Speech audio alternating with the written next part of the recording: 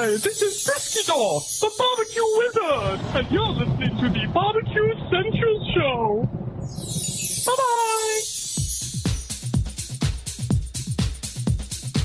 Happy to have you aboard here for the really big barbecue show. Boing. We cook because we have to, and we grill because we want to. Hit me! Fine, how's it going? You have a great show. I'm a big fan.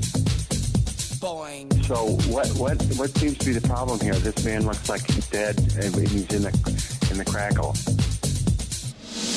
Charbono! It's all about the Charbono, dude! Succulent fish. What? He ate 2 feet for wieners. But listen, Lavernius, shut your face. I'm shaking like a dog shit peach seeds. We have top men working on it right now. Top men. And just like that, we are into the second hour. It is the Barbecue Central Show. Welcome aboard. If you've missed the first hour, you've missed a lot. You missed copyright talk. You missed a monicum of trademark talk. You missed the reveal of my brand new trademark paperwork coming from Suzanne Moskowitz as well, from keeptm.com or the Moskowitz firm, whichever you prefer.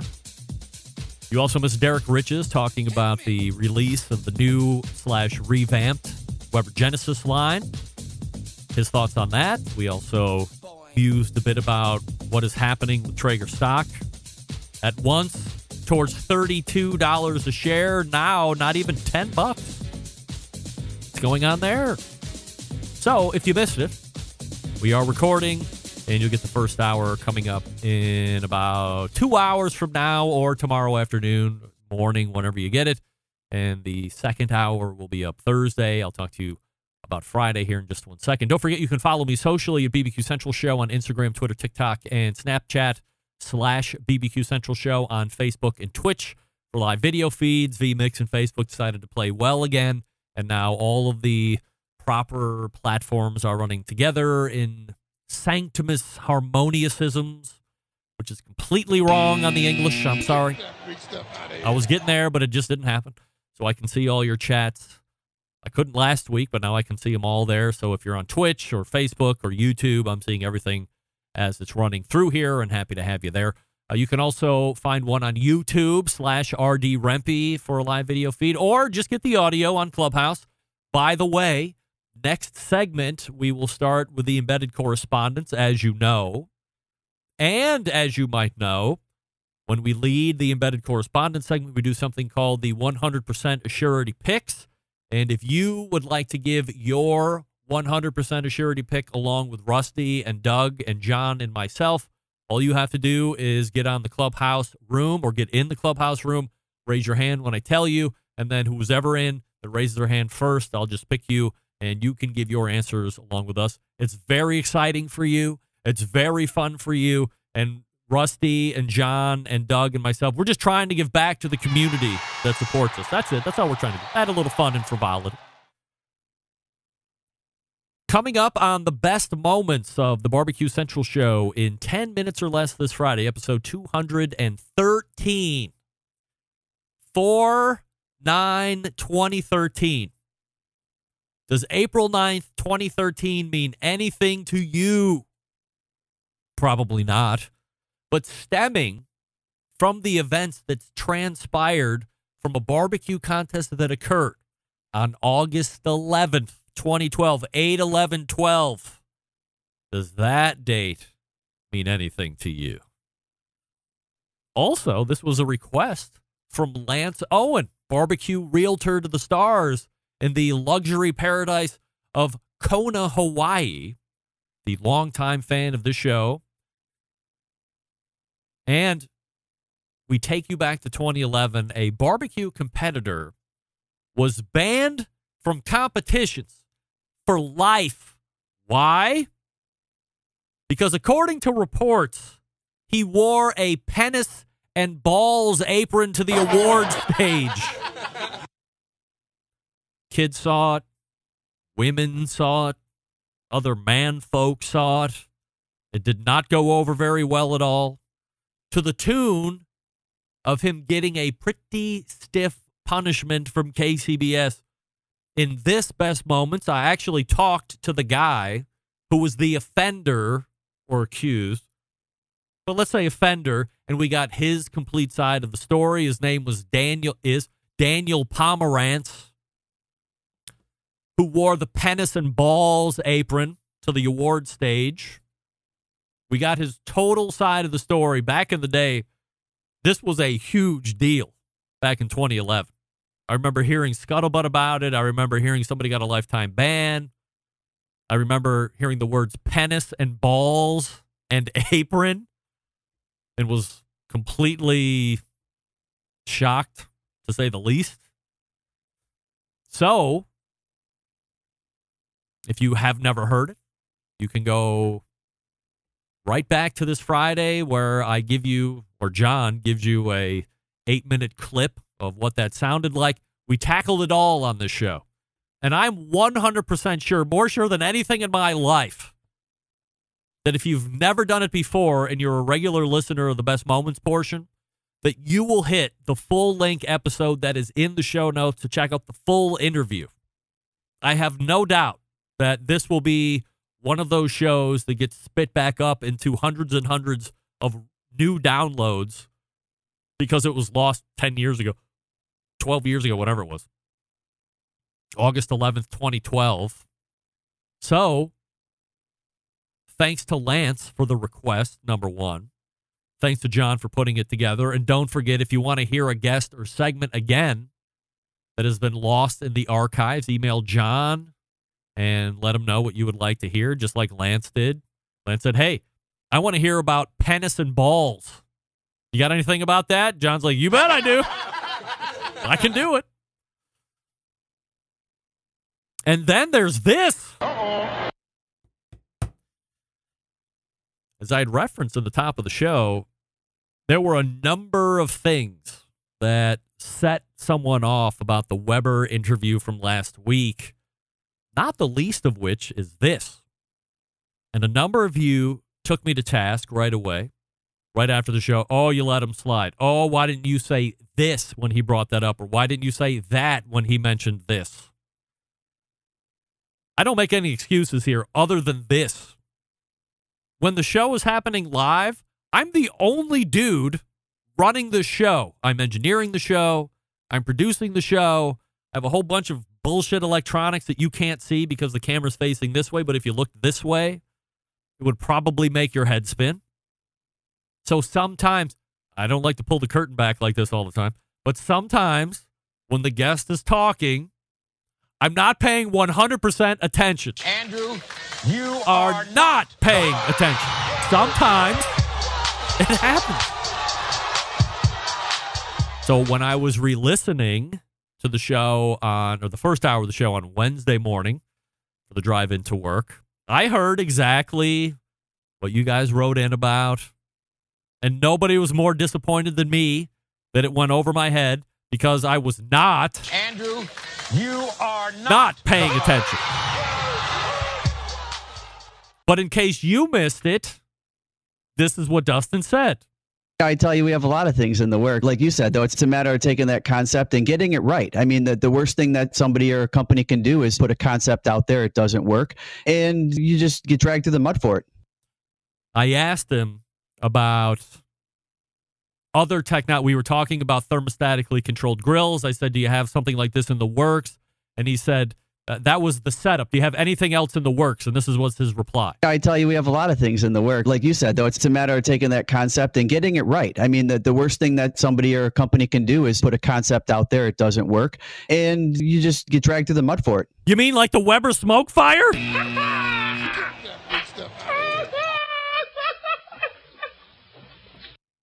I don't know where I missed it. The floodgates were open. The doors were open. The streets were on fire. I missed it. Totally missed it. Perfect setup. I would hazard a guess that at this point, and having asked the previous version of Dustin Green, that being Kevin Coleman, does Weber really think that the Weber smoke fire was a winner? And to his credit, Kevin Coleman stood by that thing. If you offered him a parachute to jump off, I believe he would go down with that plane on fire, crashing into the ground. But I didn't to Dustin. So I apologize to everybody that thought I let that slide. Believe me, after I heard it, I'm like, hey, why didn't I say anything about the Weber smoke fire? I don't think anybody that is employed, contracted, or related to Weber would sit there and say that the Weber smoke fire at launch and for months after was an unmitigated disaster. But all you have to do is go back through the internet lore and forums and Facebook pages and social media. It was an unmitigated disaster. There was no mitigating it. It was on fire. That's why Barbecue Smokey called it the Weber Smoker Fire, because it was on fire. Literally. Now, then the pandemic hit, and you never heard about it again. Thank you, COVID. By the way, Weber, if you want to sponsor the show, I'm all in. You got to take the good with the bad. I'll take a lot of money, and you can take some hits sometimes, but you can also take the praise. Let's do this. We've waited long enough. Let's get together. Come on. All right, the embedded correspondents are all ready to go. I will talk to you quickly about Big Papa Smokers, the one-stop online shop for all things barbecue and grilling related. Everything at Big Papa Balls, everything at Big Papa Smokers has been hand-picked by Sterling, Big Papa Ball himself, from the award-winning rubs and sauces, the American-made grills and smokers. 13 perfectly balanced rubs and seasonings, popular flavors like Sweet Money, Cattle Prod, Cash Cow, all proven winners on the competition circuit and in backyards. Transforming ordinary meals into extraordinary. Here's what I did over the weekend with some Butcher Shop prime steaks that I had shipped up from Kevin Green's shop, which, by the way, I paid for. I'm learning Suzanne Moskowitz. I paid for those. Double secret steak rub, base layer, cash cow bottom layer, base layer, and then double secret steak rub on top of that. Holy moly, what a winner. Just ask Maddie's boyfriend. I thought that kid's head was going to explode with the flavor in his mouth. Now, aside from the rubs and seasonings, they have the barbecue sauce as well, Granny's barbecue sauce, and they're selling cookers, versatile smoker that's easy to use, the Mac 2-star General Pellet Cooker. Also mentioned that to Jason Kaplan earlier today for pellet cooker to buy. Not a fan of pellet smokers? Take a look at the Old Hickory Ace BP. Big Papa keeps one on his competition trailer. If you're not sure of what grill you need, call them 877-828-0727. That's 877-828-0727. Or shop their website at bigpapasmokers.com. That's BIGPOPPA smokers.com. And we are back with the embedded correspondents right after this. Stick around. We'll be right back. You're listening to the #1 most downloaded barbecue and grilling podcast anywhere. The Barbecue Central Show.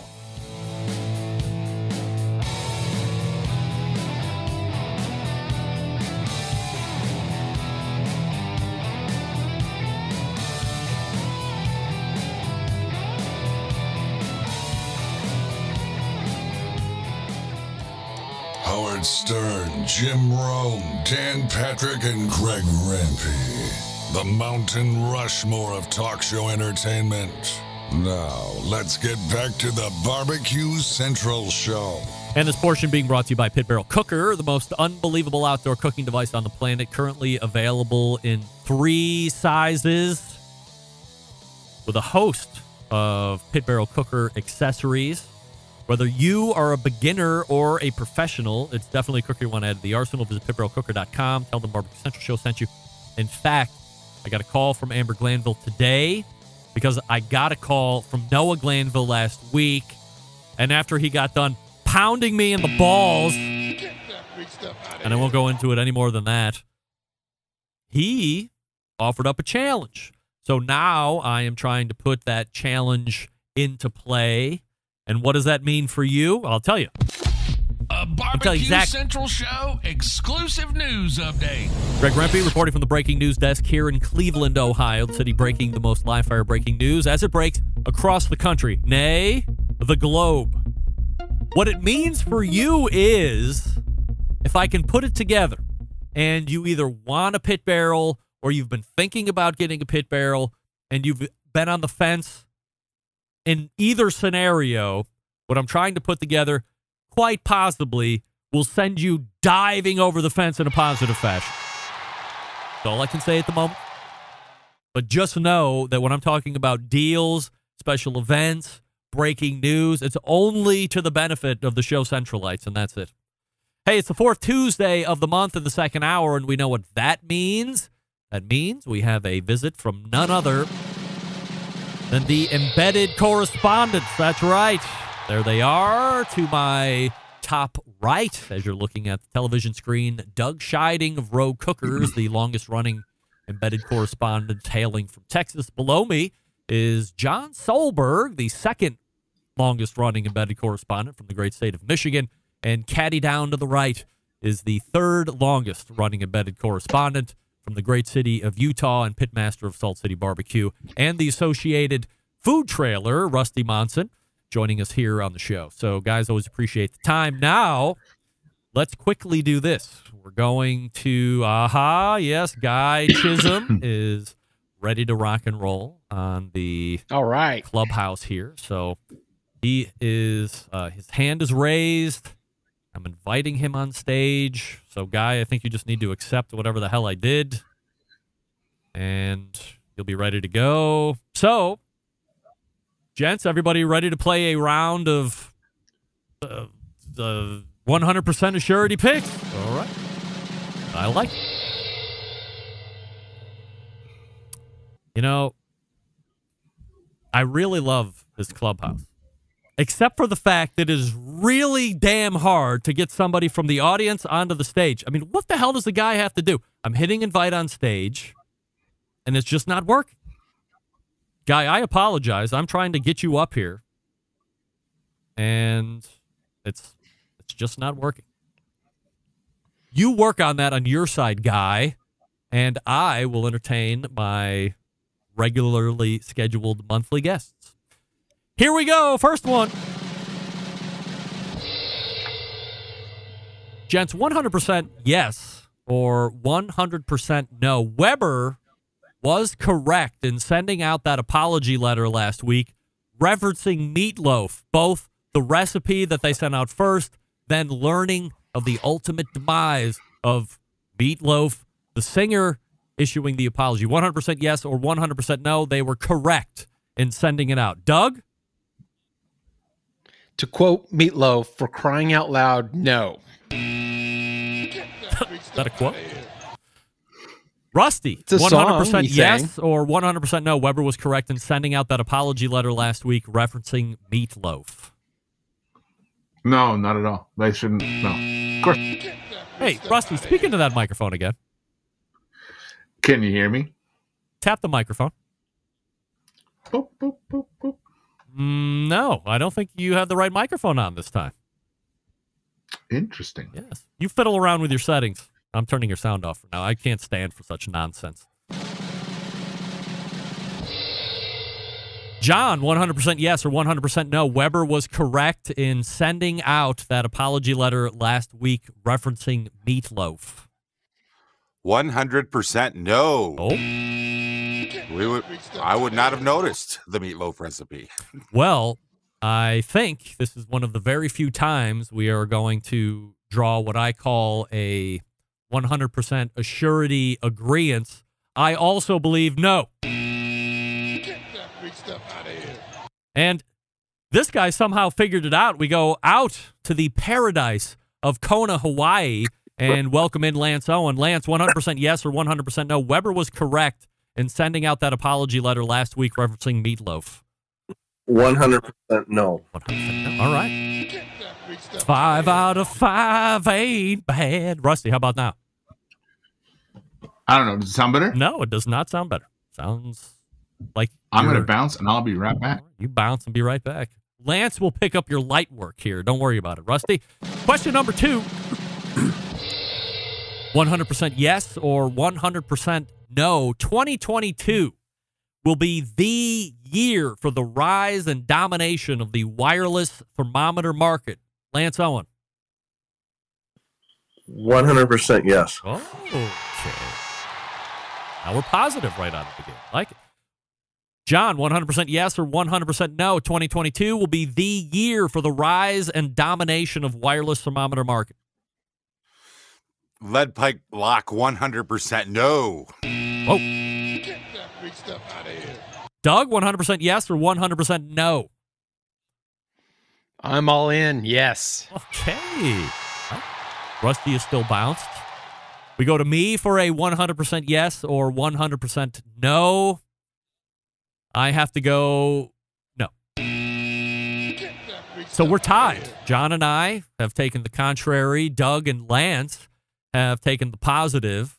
And Rusty has not moved for over 5 seconds, which means he is not in. So we will come back to him once he rejoins us, and he will break the tie in any event. We'll move on to question number 3, and we'll go back to Lance Owen for this one. 100% yes or 100% no. Lance, will Meathead ever complete the second book he talks about time and time again? Not in 2022. That's a 100% no. Lance in Hawaii. Doug, 100% yes or 100% no. Meathead will never complete that second book. I think this is a double negative It is. again. No, he will. No, he will. So yes. All right. Let me go back to Lance. Lance, do you want to change your answer since it's a double negative? My answer is he will not finish the book. All right, so you're with a yes. There you go. He's a yes. He's a yes. We go to John Solberg. Yes or no? Meathead will never complete the second book. 100% yes. He will never complete the second book. Still no Rusty on the video finder here, so we'll go to me, and I will agree with Lance and John. He will not complete that second book. I believe, you know what? I don't even believe that he wants to complete the second book. He has, to me, talked on this show at length about his labor more than love of the first book, even with the success. He has been tainted with money, and I think ultimately he will not. Andrew, you are not. He will not complete that second book. Rusty. Can you hear me better? Yes, there he is. Very good. He's back. Back at it. Back and better than ever, as we would say. So you're 2 behind here, Rusty, so let's go ahead and get you caught up. 100% yes or 100% no. 2022 will be the year for the rise and domination of the wireless thermometer market. By the way, you're breaking a tie on this. Ooh, I'm going to say yes, though I hate it so bad. But yeah, I think it will be. Right? So you agree with Lance and Doug. John and I took the contrary position, which I'm sure is shocking to you. 100% yes or 100% no in the second one that you missed. 2 weeks, 100% yes or 100% no. Meathead will never complete the second book that he talks about. This is a double negative. This is a double negative question right off the bat. Okay. Just want to make sure Meathead will never complete the second book. No, he will not. He will. Yes, he will complete the second book. All right. Is that right? Is that right? So he's a no. So the yes. So he's means, a no, which means yes, he'll complete. Right. Okay. Yeah. You're a no. I got to do better at wording these things. This is yeah, you do. The third. Absolutely. This is the third month in double negatives. I got to run my double negative questions by Doug to make sure that we're asking this. In my head, it sounds absolutely like a no-brainer, but then when it counts, somehow it kicks in. Anyway, we're going back to Lance Owen from Kona, Hawaii, to give us his 100% yes or 100% no answer to this question. 2 weeks ago, Meathead was taken way out of context and did not mean anything negative to women about not knowing how to use gas grills. I believe, was taken out of context. All right. Rusty, 2 weeks ago, Meathead was taken way out of context and did not mean anything negative to women about not knowing how to use gas grills. 100% yes or 100% no? He was taken out of context. I listened. It didn't even phase me much. Doug, yes or no? The issue is the word way. I'm going to say no, but I'm going to say he didn't mean it, but perception's reality. Right? Get that big stuff out of here. John, yes or no? I'd like to abstain, but I'm not gonna. I listened to the show. I missed it. And was I like off in the Magic Kingdom when he said it? I did the playback. I didn't pick it up. But knowing I'm gonna go with, so that said, was he taken out of context? No, he was not taken out of context. Right. I'm going with that in the dark. Was he taken out of context?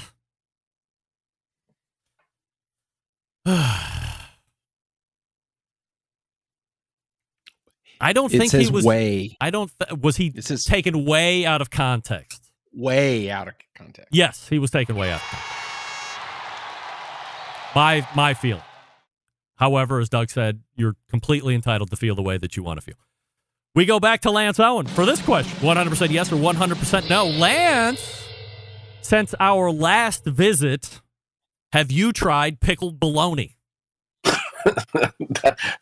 That's an absolute no, never gonna happen. 100%. Never gonna happen. Huh? Don't say never. We might ship you a bottle of pickled bologna. So don't count your chickens don't count your horses before they run around the arena that you just dragged.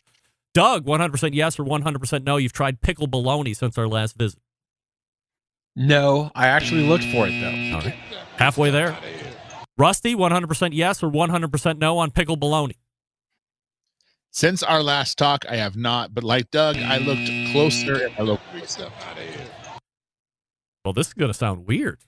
John, since our last visit, have you had pickled bologna?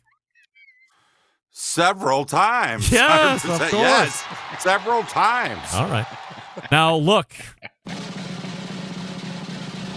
For me, 100% yes or 100% no. 5 days ago, I finished the jug that John sent me, so yes. It was delicious. I didn't deviate. It was only sliced bologna, white bread, American cheese, and mustard. Some people might think the mustard puts the pickled part over the top. However, I'm a huge fan of vinegar in general. I thought this the mustard amped up the vinegar profile of the bologna. And by the way, I think pickled might lead, if you've never had it, to a little bit of a misinterpretation of what that flavor is actually going to be. It's way more vinegar than pickle, like pickle brine or whatever. So I thought the match was great. Maybe a little too over the top if you're not too vinegary of a person, but very delicious. So, John, thank you very much for sending me one. Second to last Assurity pick, we go back to Hawaii. Lance, 100% yes or 100% no as it relates to KCBS competitions. Pork collar will be the preferred choice of competition cooks for cooking pork across America. Because we don't have any contests out here and I'm not familiar with that, can I abstain from this question? No, you have to give a 100% yes or 100% no. What are you talking about? 100% yes. All right. Good man. But to pick something and stick with it. John Solberg, 100% yes or 100% no as it relates to competitions from KCBS. Pork collar will be the preferred choice. 100% no. No, not happening. Let's go to a couple competitors. Doug, 100% yes or 100% no. KCBS will see the rise of pork collar. No. Wow. Rusty, KCBS will see pork collar as the preferred choice of pork for competitions across America. 100% yes or 100% no. 100%. Oh, yeah. Easy. So that was Lance taking a stab in the dark with a positive, Rusty with a positive, 2 negatives from Doug and John. That leaves me to break the tie. And contrary to popular belief, yes, this will be a thing in 2022 with the change of the rule.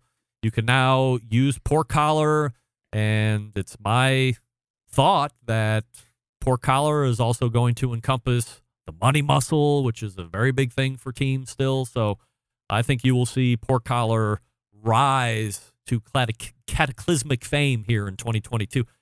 Rusty, do you think it will see cataclysmic success or just success?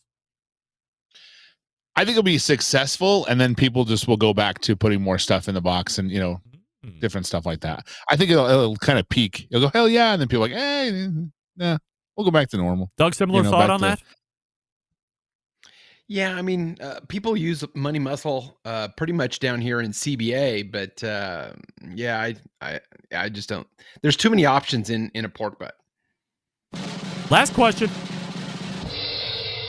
100% yes or 100% no. Lance, you will own a thermostatically controlled gas grill. 100% no. Get that big stuff out of here. John, 100% yes or 100% no? Oh, 100% hell yes. I'm not missing Yes. this trend. Doug, 100% yes or 100% no? Count me out. No. Get that big stuff out of here. A lot of controversy this month. I love it. Rusty, 100% yes or 100% no? You will own a thermostatically controlled gas grill. I've wanted to get a gas grill, and if you're going to get one, it's going to be this one. So absolutely yes. Right? Are we back tied again? Right? Yes. I will go ahead and break the tie one more time. 100% yes or 100% no? I will own a thermostatically controlled gas grill. No. Get that big stuff out of here. Why? Because I'm not a woman. Just kidding, ladies. Just kidding. Come on, you know I'm just joking. I will not own a thermostatically controlled gas grill. Own. However, let's go back around the dais real quick. Lance, you said yes, right, Lance? I said no. Oh, you said no. If somebody sent it to you for free, would you take it? Yes. All right. John, you said yes. Doug, you said no. If somebody sent it to you for free, would you take it? Yeah, I'd take it. All right. And Rusty, you would take one for free?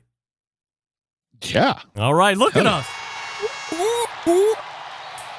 Lance Owen joining us from the magical paradise of Kona, Hawaii, and realtor to the superstars out there in that paradise. Lance, anything you would like to promote before I let you go? Hey, just our website, KonaHomeTeam.com. If we can help you with any real estate needs in the state of Hawaii, just give me a call. All right, there he is, Lance Owen, joining us once again.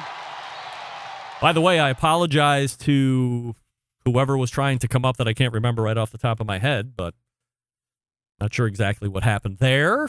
And there you go. So it's fun. If you want to take part in 100% Assurity Picks going forward, joining Doug and Rusty, John, and myself, all you have to do is join us for that first interview segment, the fourth Tuesday of the month in the second hour through Clubhouse. I'm not sure exactly how we get connected, but sometimes it works and sometimes it doesn't, and then you can share some stardom with the three embedded correspondents and myself. All right, guys, you stick by here, and then we'll get into some other hot topics. I will go ahead and keep pace with the clock and talk to you about what?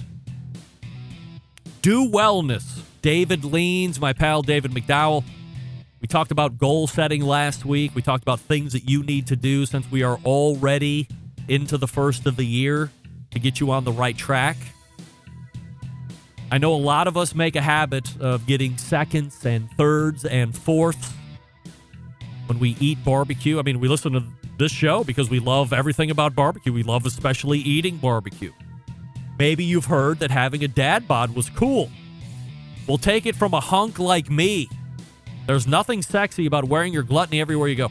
Not to mention, being overweight increases the risk of all causes of mortality, including strokes, most cancers, coronary artery disease, sleep apnea, hypertension, osteoarthritis, mental illness, and the list goes on.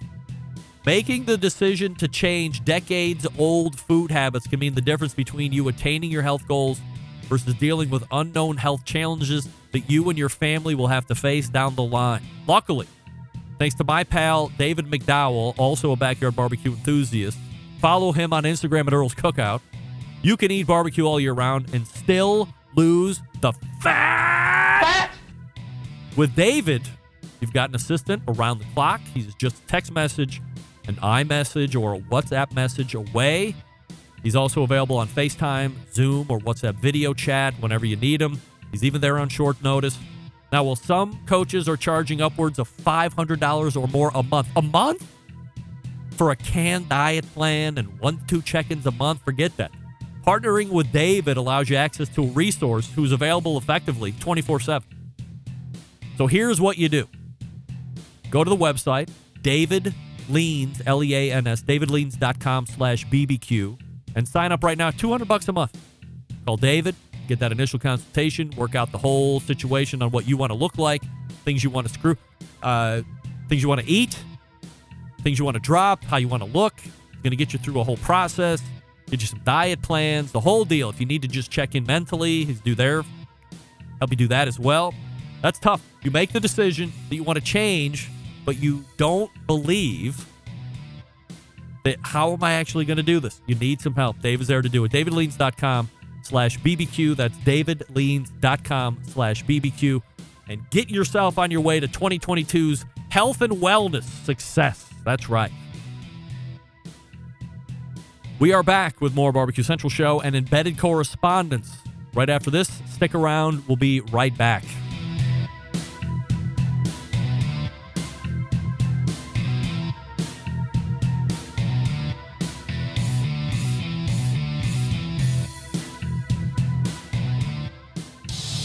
Celebrating over 10 years of prolific and unparalleled live fire barbecue and grilling talk. And yes, it's still being done from Cleveland, Ohio. You're listening to the Barbecue Central Show. Hey, this portion being brought to you by Smithfield. Head to smithfield.com right now for recipes as well as tips and tricks from well-known live fire cooks like Darren Worth, Jess Pryles, and Childs Cridlin. Mouth-watering flavor, no artificial ingredients. Smithfield's fresh pork is quite simply some of the finest pork money can buy. The trusted choice of top cooks for use in competitions and at home. Go to smithfield.com, or if you're competing, smoking with smithfield.com to report your first place finishes in pork and ribs. By the way, I do want to say thank you to John Paul Bofsky for the super chat of $10. John, I don't know if there's any way you can retract that. YouTube and I have had a long-standing hatred of each other. You can give me that money, but I'm never going to see that money. I have show sponsors. I appreciate the idea here, but if there's any way you can refund yourself, maybe I can do that. No need to super chat me $10. I mean, if you really feel like you need to send me money, ask me for my address, and you can send me cash multiples of 100. Otherwise, just know that I appreciate you tuning in, and that's good. But I hate YouTube with a burning desire, and they hate me just as well, perhaps even more. So that's smithfield.com. All right, guys, so we have a couple other topics for discussion here. And this is a two-part. So over the life of the show, I and some others have taken a dump on the meter product. We touched a little bit about this in the 100% Assurity Picks as well, but wanted to dig into it a little bit more here. So where do you guys feel the wireless thermometer environment is right now? Let's go to John first, because he is a well-known and respected tester. He does a bunch of work for a number of other big names that we won't talk about here. But John, where do you feel the environment of wireless thermometering is right now? I think it's really, really interesting. And here's a point. 2.5, 3 years ago, I reviewed most of the products that were coming out. All of a sudden, I'm reviewing those exact same products again. I'm starting to get those same products. The products that are updated. They're the newer version. But it's like we're starting all over again. So I haven't actually physically got my first one in the mail. It's coming, and it is the updated version of a meat stick, which I reviewed 2.5 years ago. So, and they had mediocre reviews then. So I'm kind of curious to see what's going to happen with them. But I still don't think we're pushing into the stratosphere with them yet, but we're gaining ground. When you look at mediocre reviews 2 or 3 years ago, if you can remember, were you also impressed just because there was no wires, or is mediocre regardless? The products have always been fairly consistent in their performance. The mediocre side comes in the things that surround the product. I'll say the charging block, even the case it comes in, the Wi-Fi bridge, and its ease of use. But for the most part, all of the actual thermometer probes, the pencils, I call them, have been consistent and worked exactly the way that they're described to work. It's the ancillary products that are mediocre. Doug, where do you think the wireless thermometer environment is right now? Well, no one kind of crapped on Meter bigger than I then after the 2 years of, the the Kickstarter program where I didn't get my product, et cetera. And then when I got it, to me, it didn't work. So the original Meter was terrible to stick, and then the block was really no better. I'm not an idiot, but I could only get the Wi-Fi to work 1 out of 10 times. So I gave up on it for a long while until actually when Traeger bought them, and then the Meter Plus came out. And so that Meter Plus acts like a little block on its own, and it stinking works. It's Bluetooth, but it, has a pretty good range of 165 feet. Sorry. So, I'm surprised that there hasn't been others in the market. Rusty, where do you think, or how do you feel we are right now in the wireless thermometering market and environment? I think it's still all new. Obviously, you look at a computer in the 70s and it takes up a whole room, and a Meter right now takes up a whole brisket. So I think they have I think if you can kill someone with it, it shouldn't, be a thermometer. So if you can protect your family with a wireless probe, you should probably wait till they dumb it down a little bit. In a competition world, it's completely useless, obviously, but in a backyard situation, I think they're pretty cool. I mean, they leave huge holes, and it's interesting. And I don't know how accurate they are down to the precise temperature, but I don't think it really matters too much. So I think it's cool. It'd be interesting to see where they are in 3 or 4 years. I hope they get smaller. That's what I hope, because right now I wouldn't use them just because, God, they just gouge meat. Doug, you go first. John can follow up. How accurate are the measurements once they're inserted? Actually, they are pretty accurate. You've got to insert it a certain distance in order for it to be accurate, but not to be used in competition is an incorrect statement, Rusty. I am going to use them on my briskets this weekend. Just because you have a cannonball in your brisket, it doesn't really matter. So especially if it's in the point. So, but I actually tell people to use the Meter rather than the inserted probes that go in, because you need to know what those are always off. If I can just say, they're 5-10 degrees off, so it could be higher, lower, etc. I trust the Meter. It's much more accurate. It's within a degree or two of my Thermopin 1 or the older MK4 or whatever. So they're within a degree or two. So I actually like it. In fact, Traeger had sent me 3 of them. I gave two of them away for Christmas gifts. I kept one, and I decided I needed another, so I bought one. Wow. John, your thoughts on accuracy?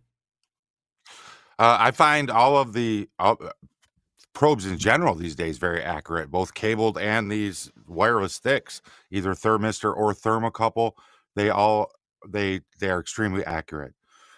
And these wireless products are no exception to that. I think they're spot on accuracy. I can't speak to the ambient temperature side of that.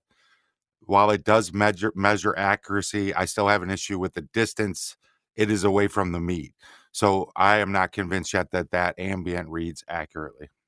According to Barbecue Whisperer on twitch.tv/BBQ Central Show, the Meter Plus has been great for SCA cooks as well. He's using them the last couple weeks in steak cooks. So that's Barbecue Whisperer over on Twitch weighing in. Part 2 of this question: will we see a time where the table stakes of remote thermometers is truly wireless, meaning Wi-Fi connected to allow roaming wherever you have a cell signal? In other words, put it in, catch a plane, fly to Italy, get your cell signal, and see exactly what's happening in Cleveland or Utah or Texas or Michigan with no problem. Rusty, do you see that happening at some point? 100%. I think that will that will definitely happen. And that's what I'm hoping for, you know, in the evolution of this. I think that is the end evolution, you know, smaller probes, obviously, but the ability to literally check your meat wherever you are, especially in Italy, because man, last time I was in Italy, I was like, what the hell's I was wondering where my brisket was. And it was, you know, I couldn't get to it. So John, that would be nice. I want to clarify the question a little bit. Products have wireless bridges now to have that service available, but it's a standalone unit outside of the cooker. So if your question is will they be able to incorporate all that into a 6 millimeter by 6 inch, excuse me for mixing the measurements, into a thing, it's going to take a long time, I think, for the wireless to become that miniature. But with a wireless bridge, it does exist now. So, but standalone, I think we're a ways away from that micro technology. Well, is the bridge working that well? Does it really? So, for instance, with the Fireboard, and I know it's not necessarily the same, but you know that control unit, I assume, is its own bridge. It's connecting to my local area network. I'm running cabled probes into the meat, and it connects to my Wi-Fi. I can go wherever I want in the country and monitor what's going on in that book, also from my computer. Will we have that kind of connectivity? You're saying we have it now, but is it really just as good as the Fireboard is? No. And keep in mind, my tests are 2-3 years old, and I'm about to start into this new series of testing. All of the Wi-Fi bridges that I've ever touched from these units are complicated. It's cumbersome. It's like when we first got Wi-Fi, period. It didn't work at all or hardly. So no, comparing any of these units to the Fireboard, it's just not there yet. They're not even in the same league. So even if there is a bridge, do you think we get to a point where you have a Fireboard experience, but it's just wireless? Yes, at some point we will get there. If people keep having demand for these things, we'll see what I don't see what competition is doing to it, and what Traeger decides, and who they decide to sue to stop them. We'll see what happens with that. Doug, your thoughts? Nice lead in, John. Thanks. The Traegers have it right now, but you know it's through a wireless cord and temperature probe that goes into your meat, and you can control the temperature. You can monitor the temperature when you're at Home Depot, the grocery store, etc. So, in that sense, is it wireless? I mean, it has the ability to control it when I go to Italy and have a good pasta meal, and then fly back. And when I'm on the plane and use American Airlines GoGo and their internet, I can put my grill to keep warm when my brisket's done. But again, they are within a certain degree. You need to calibrate those thermometers as they're connected to the grill. I found that sometimes they're right on, sometimes they're off by 5 degrees. But if I know if it's off by 5 degrees, I know that, and then I can just plan accordingly. I think this is where the next evolution of remote thermometering is going to be. You hear people use the meter or the Yumly. I'm going to have a guy on in an upcoming show from Combustion.inc who has wireless thermometers, not Wi-Fi though, but it looks to be promising. So I think it continues to move that way.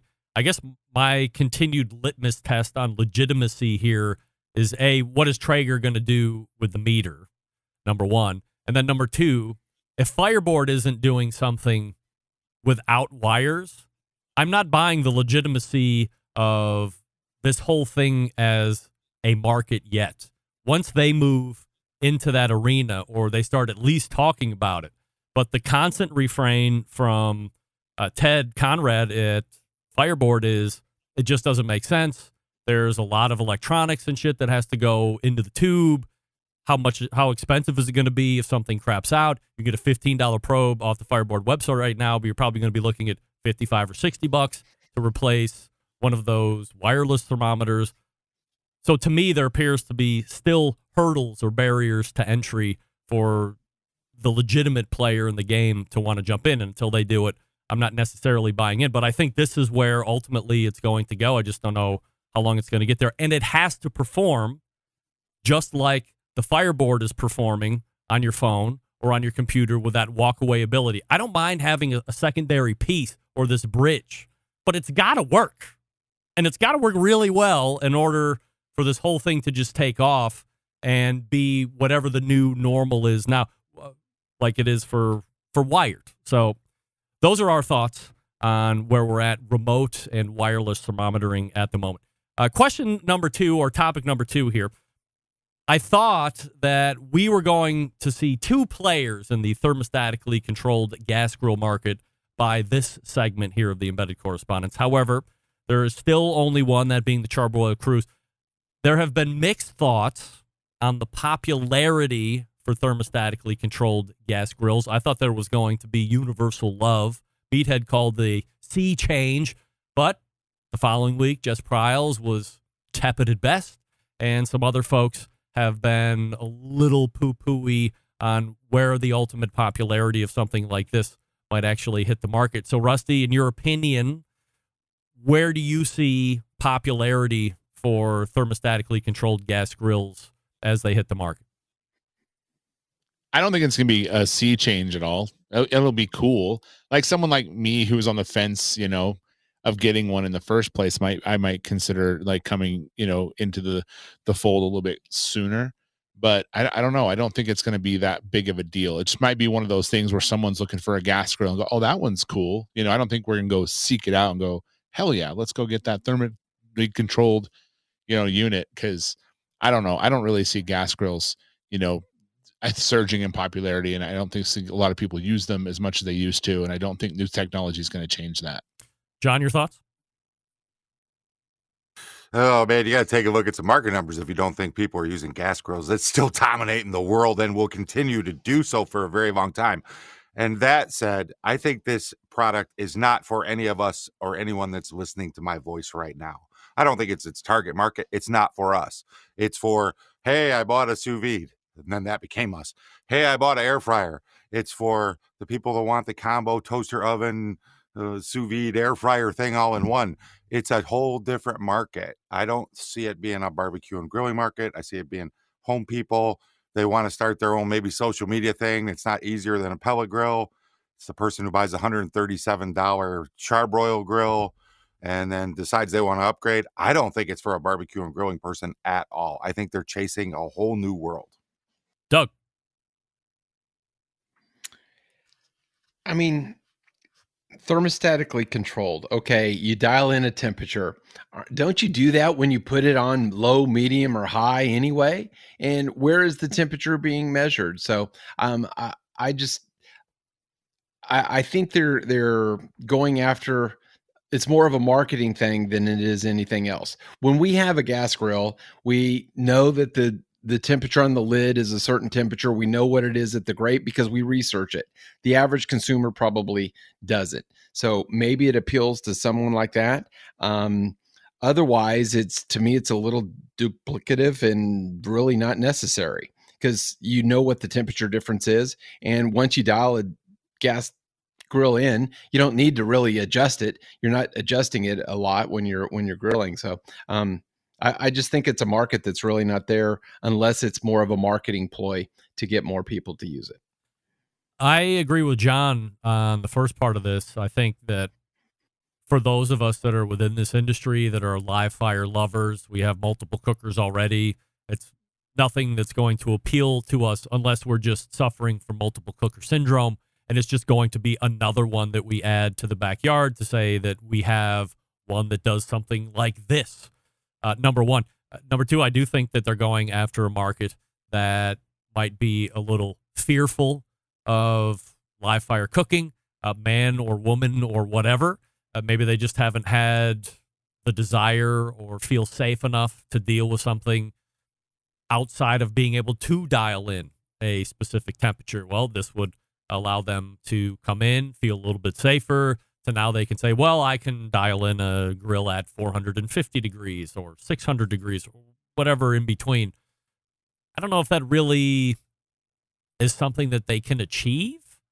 I don't know if I'm really achieving that on my gas grill anyway, but maybe it makes them feel safer or a little bit more in control, so it allows more people to enter in that haven't gotten in before. where I see this maybe not taking off, this was almost kind of tried a year, or was it a year and a half ago, with something called the Spark Grill. Spark Grill was not a huge grill size-wise. It was thermostatically controlled, kind of. No, it was thermostatically controlled, but it wasn't gas. This was run off a proprietary charcoal brick. And you put it in, it was already soaked in some kind of accelerant, and you hit the button and away it went, and you were supposed to get predetermined cook times, predetermined temperatures. There was going to be all these other flavors. Well, where the hell is that thing now? Like, nowhere. Get that freak stuff out of here. If that was going to be the easiest point of entry into charcoal grills, thermostatically controlled gas grills is even easier than the brick was going to be. And I think that thing never took off at all. At least it never made any more noise than me having the CEO on the show and talking a little bit about it and never hearing about it again. That's my concern. We'll hear about it, and this will all be proven out over the course of the summer and into the fall once that charbroil thing hits the market. If people are actually buying it, if people are rave reviewing it on Facebook, just like people were taking to Facebook to crap all over the smoke fire when it came out a couple years ago. If the opposite is happening for the charbroil thermostatically controlled gas grill, then you might see a little bit more momentum built. Where I thought that maybe this would be a sea chain of sorts, as Meat had mentioned, I've backed off my enthusiasm for this. Here, last question, and we'll call it an evening here, gentlemen. McDonald's has expanded its experiment with the McPlant burger, which is created in partnership with Beyond Meat. Thoughts on this overall? Has the hate of plant-based meat subsided? Rusty, go. I certainly hope so, because I got to say those Impossible Whoppers are one of my favorites, and I have made a smash burger out of the Impossible meat, and it was better than, I'm not going to say the brand of meat, but it was a really good brand of meat. It was better, and they're delicious and they're good, and I love them, and I hope they continue to do it because I think it's great. Rusty, you got to name the meat now. I mean, real meat versus plant meat. You got to name it. Isn't that the rule? No names. No names. Better than Bubba's not really saying much. Daniel Vaughn on this show said we are courageous on this show, but only this show. Was that? Yeah, he's a journalist. He has to be. I'm just a normal everyday gentleman. Yes, rule number one on the show: no names, please. All right, Doug. I live in the nation of Texas that we are going to succeed very soon. Of course, the hatred. Yeah, still, even with the faulty electric grid. But the hate of plant-based meat is, even though in Austin is growing, what is it? In the lab, they're growing meat or something like that. Yeah, there's still a hatred of plant-based meat. I don't think I've even tried it other than one time. Is it becoming more accessible in these mainstream places, more appealing to you, or no? Truthfully, I've heard of the plant-based stuff on this show more than I have, probably 5 times more than I have even in the store or anywhere around. So yeah, I know Burger King has it, and I've seen the commercials and stuff like that. But the only time I hear about this kind of stuff is on the show. Well, I think that's a firm indicator to both Impossible and Beyond that they should be partnering with the show, because they're hearing about it 5 times more than anywhere else on the show, and that's a world championship pitmaster right there. John, your thoughts on the plant-based? I'll say it for Rusty. Impossible beats the shit out of Beyond. It just does. It's a better product, tastes better. Has hate subsided? No, I don't think it has. And I don't really care one way or the other. Beyond totally dominates the market where I live. They have a lot of different products. You can do a lot of different stuff. I try them all, not because I give a shit, just because I'm in the barbecue and grilling kind of world. So I want to, have firsthand knowledge of what the product is. Is it good? Is it not good? I don't care if there's 8,472 ingredients in it. Read a box of anything in your house. How many ingredients are in a box of cornflakes? I hope the hate subsides and we just let it go. I'm not a big lover. I don't care. I like meat. I'm not against Beyond Meat. So I hope the hate does subside. It's not going away. And we'll see what happens this year. We have talked on the show, as Doug had mentioned, perhaps ad nauseum, as I'm learning, about plant-based meat. We've had America's Butcher on the show talking about plant-based meat. We've had a number of other folks that are in the plant-based meat business talking about plant-based meat. And this has gone on year after year after year after year. Well, guess what? Doesn't matter if the hate continues to grow. The overwhelming majority of the statistical data is showing this is 100% accepted. It's here. Hate all you want. It's not going away. Big commercial places like fast food, your favorite restaurant is probably using it. Chipotle is making plant-based chorizo, some other stuff that they're doing commercials on. So plant-based is here to stay, number one. But number two, and more importantly, I'm not against it. I love options. Variety is what, Rusty? The spice of life. But if it's not healthier, then why in the am I going to not eat just meat? If it's not doing me any better, as John said, there's 847,000 ingredients on the recipe list for Impossible and Beyond Meat.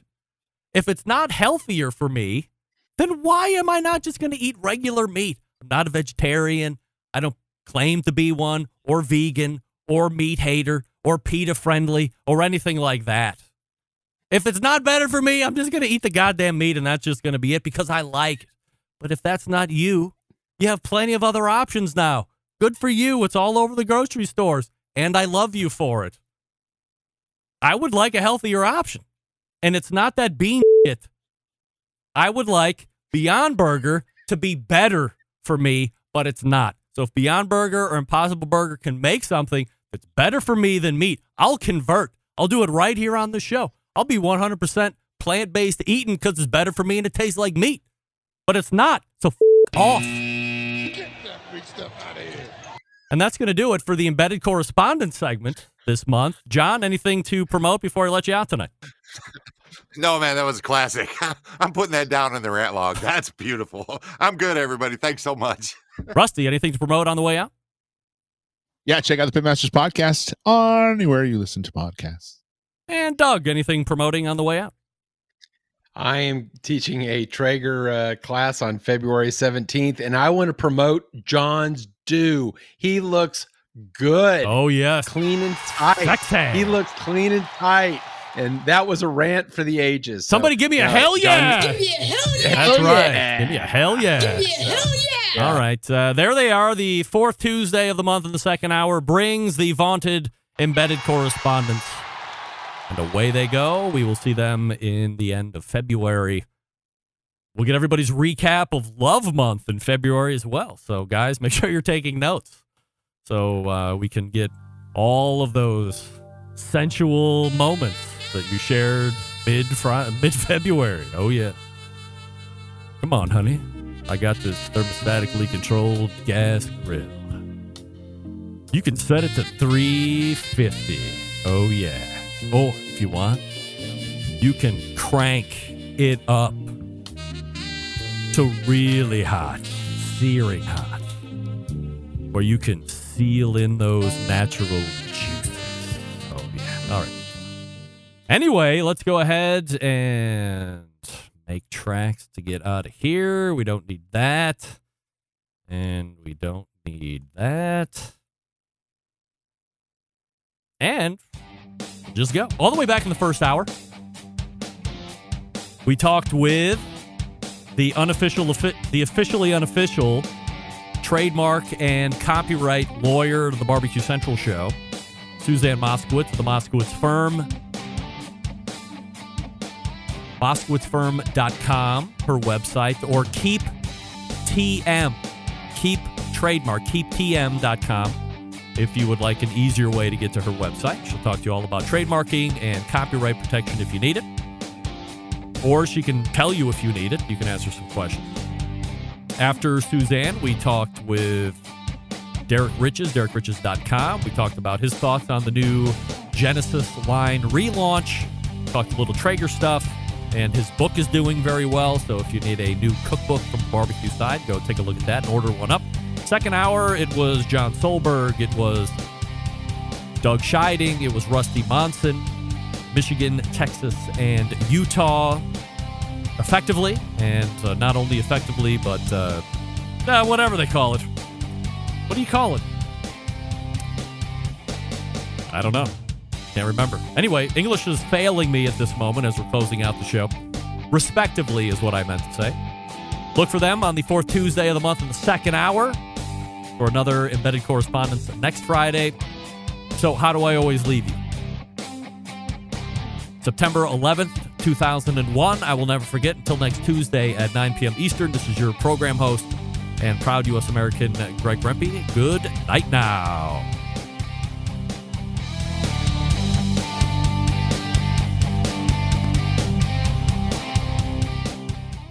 Sam the Cooking Guy, and you're listening to the Barbecue Central Show. Some call him a fool, some even call him a douchebag, but I say Greg Rempe is the greatest thing to happen to barbecue since caveman.